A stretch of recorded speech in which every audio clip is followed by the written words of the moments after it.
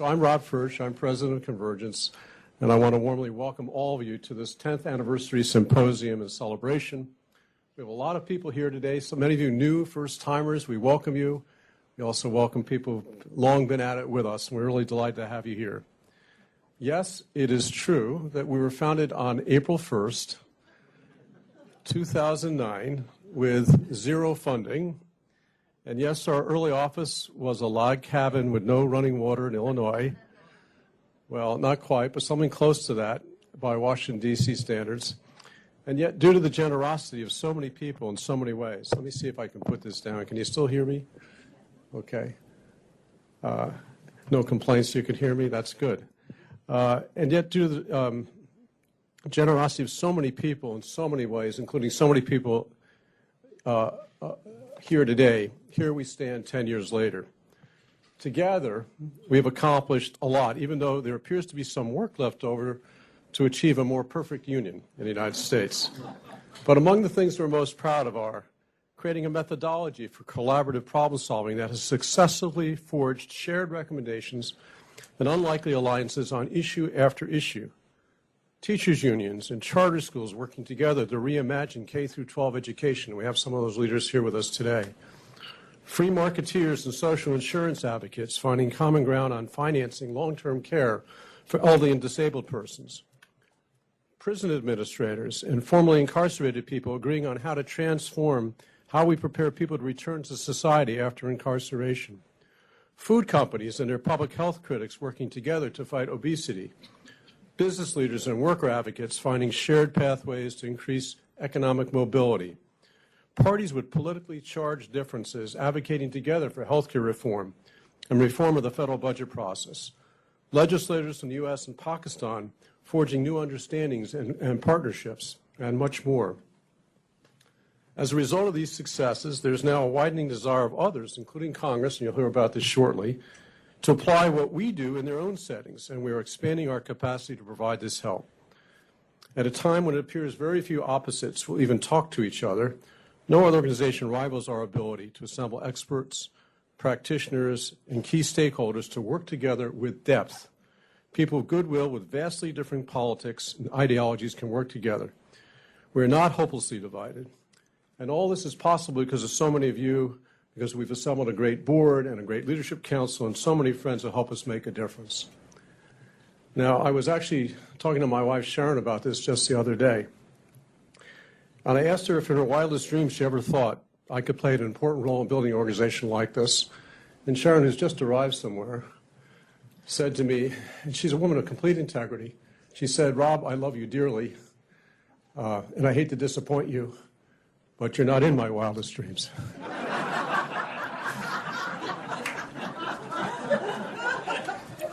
So, dreams aside, I want to start with just a piece of gratitude to thank everybody in some ways. And so I just need to mention at least a few people who have been part of this for a long time.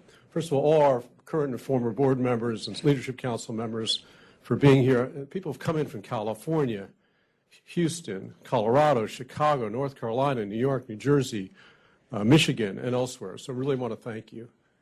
I haven't seen them yet, but I wanted to thank our original board members, Tom Dunn and Bill Belding, who together with me were part of the original board, along with Akif Ahmad, who helped us get started, and also Kelly Young is here. Where's Kelly?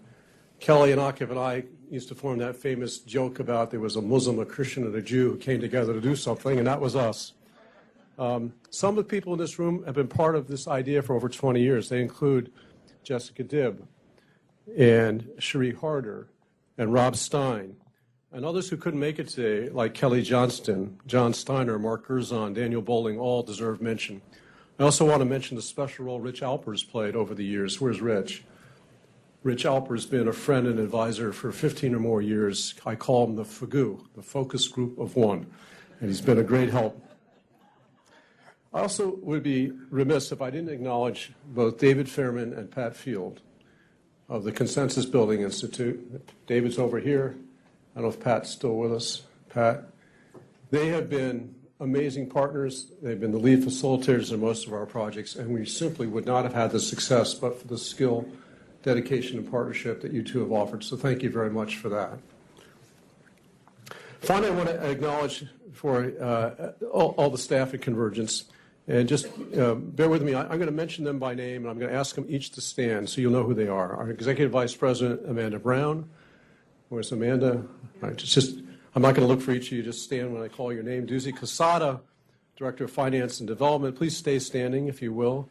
Susan Jerrison, our Director of Communications. And then a whole team of people helped put today together. Tal Yari, Lee Hilford, Sarah Willey, Jag Griffiths, and our consultants, Terry Ferinde and Maria Elena Smith. Also, we have a huge contingent of our project staff.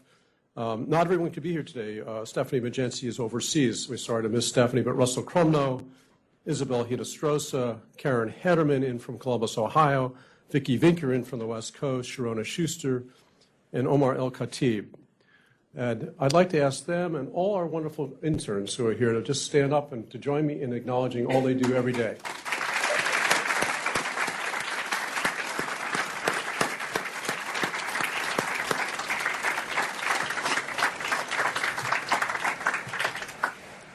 Today is designed to be both a look back and a look forward at the work of Convergence. We start by bringing in outside speakers who can put our work and the state of the country into perspective. Obviously, we don't operate in a vacuum, and we know a lot of stuff is going on outside, and we all want to learn from these speakers and allow them to help us move our work forward more effectively. We will start with an interview with Representative Derek Kilmer of Washington State. To me, Representative Kilmer embodies the kind of leadership the country needs. He is principled and passionate in his beliefs, yet also a voice of reason and inclusion in his work leading the Select Committee on Modernization in the House of Representatives and in co-leading, along with Representatives Andy Barr, Susan Brooks, and others, the bipartisan working group in the House. Yes, there is a bipartisan working group in the House for people who may not know it, and their work is an inspiration. And we are thrilled that we were invited officially in to help them on a week-to-week basis operate more effectively. If you want to have some restoration in your faith in Congress's ability to act, get to know the people running the bipartisan working group, and you'll get to know Representative Kilmer today. After we have the interview with Representative Kilmer, we have two great presenters who are experts on the state of our policy and politics and our democracy. Our old friend Bill Galston is here. I saw Bill arrive. And our new friend Linda Chavez, and we thank you for joining us. This will be followed by two other sessions. It's in your program. One is really a tremendous session of former stakeholders of different beliefs and persuasions who worked on different issues to get a feel for what have we done in the past, what have we learned, what could we do better. And it's going to be skillfully moderated by our dear friend John Gruber of the Einhorn Family Charitable Trust, an indispensable partner to us. And I urge you to pick up the fabulous article John wrote a few weeks ago that's out on the tables, where he talks about the value of, and the importance of relationships to help our democracy function.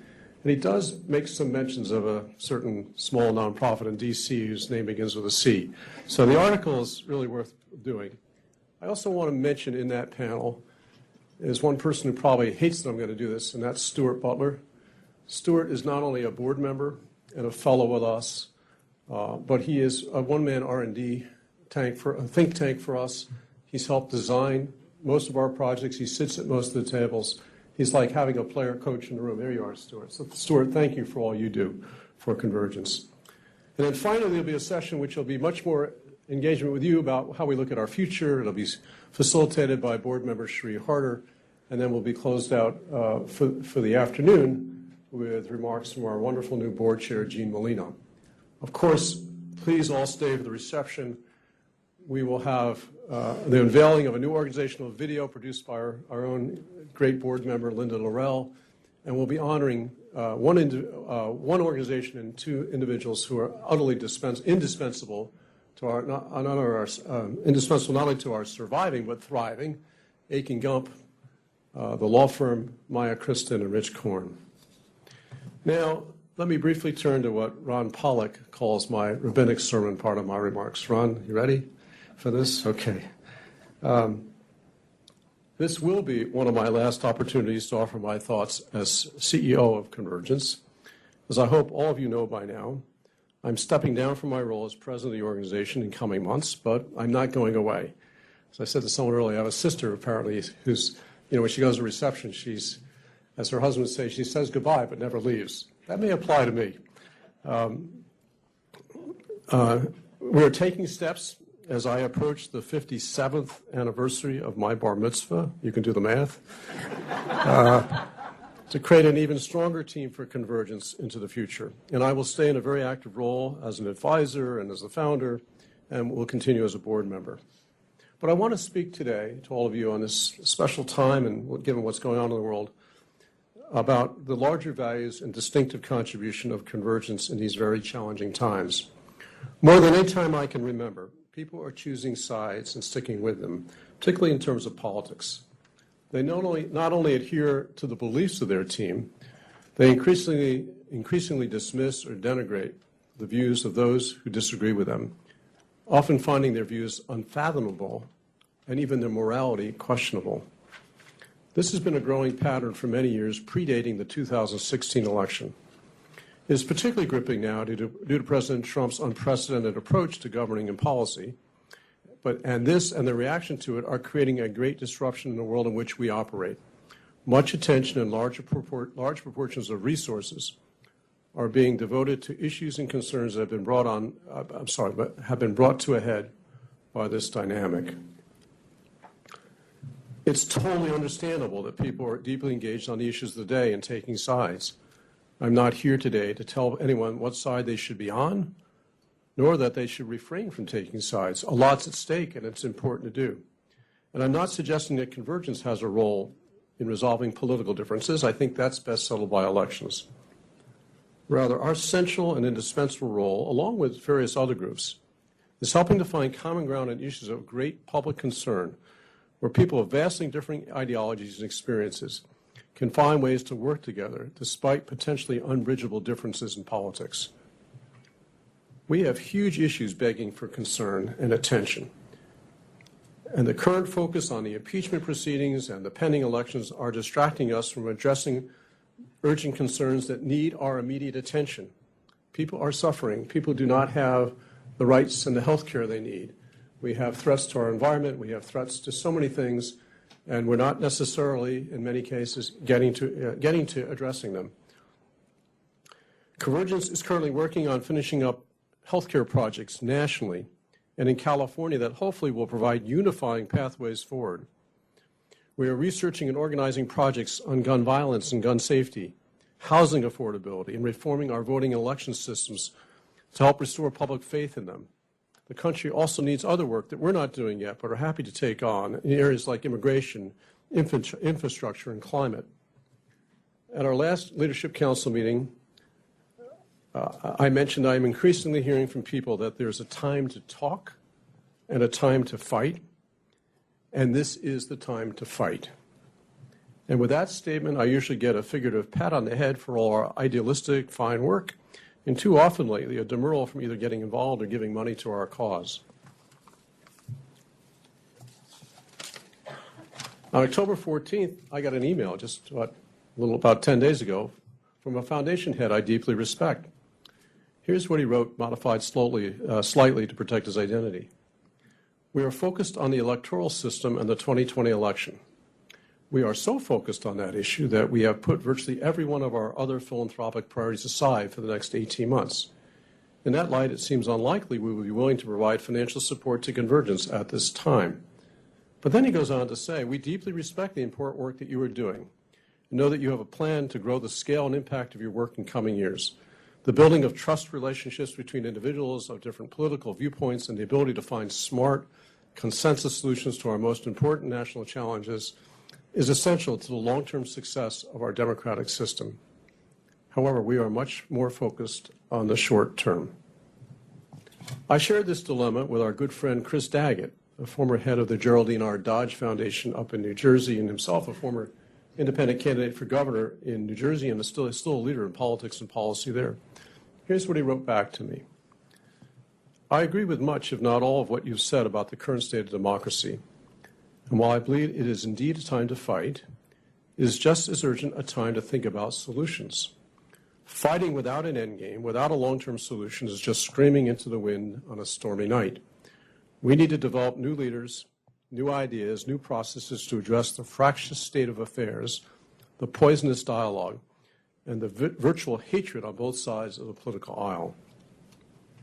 So I want to ask all of you, as we think about everything that's going on in this country, when all the fighting is over, in terms of the impeachment process, the next round of elections, what kind of country will we have? I understand fully why people will put sweat and treasure into supporting the president and his policies, and also fully understand why so many people are hell-bent to get him and his defenders out of office. But what kind of country will we have after the election, no matter who wins? Will we be any better at listening to each other? Will we have more or less respect for people we disagree with? Any better at finding wise and widely supportable solutions for our biggest problems? What will be the tone of our society? Will we be treating each other consistent with the values we want our children, our grandchildren, our great-grandchildren to inherit from us and embody in their own lives? So now is the time for what I call both and thinking. If you have a better term, let me know. Yes, by all means, fight your heart out for your beliefs, but also please look at the expense if we continue to operate the way we do, where one side wins and the other side, feeling vanquished or potentially disrespected, is left spoiling for the next fight. Can't we walk and chew gum at the same time? Can't we learn that on some things we may have to fight, but that doesn't mean we can't work together on other issues? And that's my fundamental question for us today. Can't we fight about some things and still work together on others?